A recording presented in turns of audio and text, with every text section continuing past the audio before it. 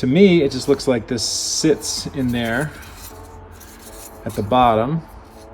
And there's one clip here, two on the top, and one over here. Let's go break stuff. We are going to put in this ignition trim piece. This is going to replace the black OEM piece here. And I think the best way to do this is to take this trim piece off. I think then we can access, there's a bolt back here that holds this piece here on. We're going to pull this out and then we can access the clips up here on the top of the ignition trim. Just like that.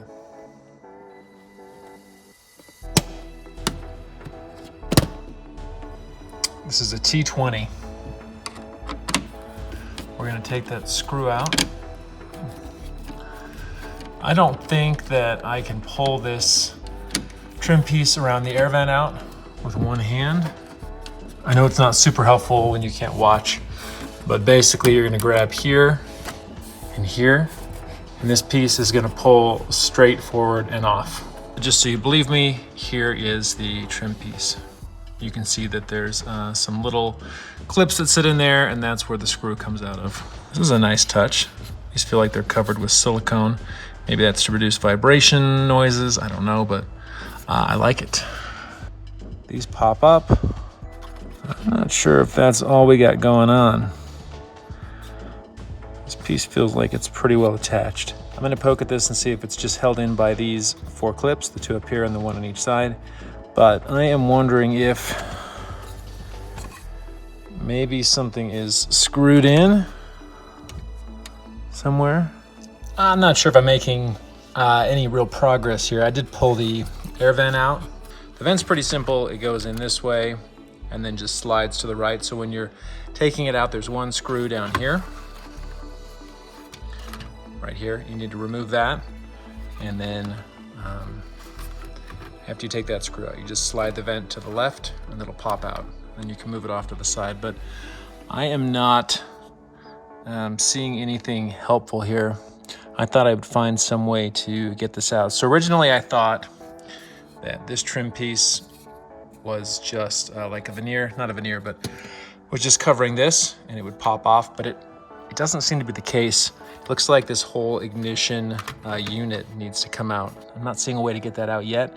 I will figure it out. As you can see, the ignition module is detached here from the dash. And the secret is actually, it's not fun. There are 3 of these screws that are attaching the control module to the dash right here, and then one down here in the middle. So you've got to reach behind there, you've got to unscrew those. I have a ratchet that does this, but it's at my warehouse. And so I just made this with a crescent wrench and a Torx bit. And I went behind there and then I loosened them up and got those screws out. And now the next step is to detach this and then migrate all the components in this over into the new carbon fiber casing. First thing we're going to do is remove these 3 Torx screws. Those are T9s. And you'll need something long like this to get in there. What I need is a YouTube assistant. But in lieu of a YouTube assistant, I'm going to go get an iPhone tripod. Screws are out, and now we're going to detach the 4 clips here. And with any luck, this old trim piece here will pop off and we will install the new one.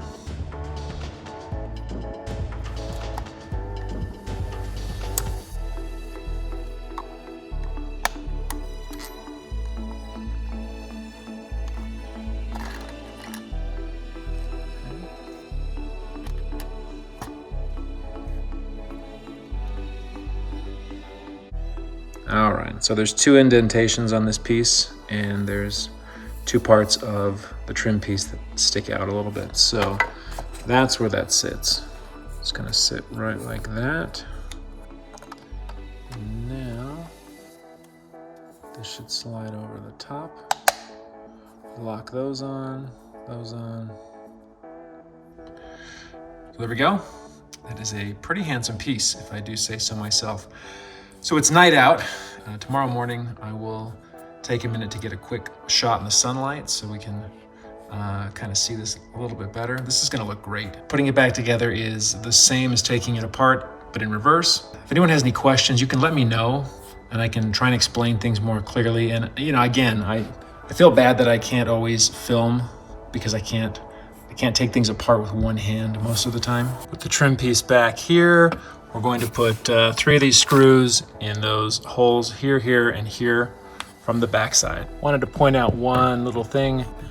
This is a little rubber piece that wraps around this little clip area.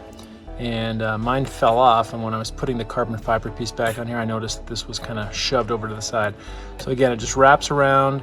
There's a little pin on this clip area, and that piece of rubber just attaches right there.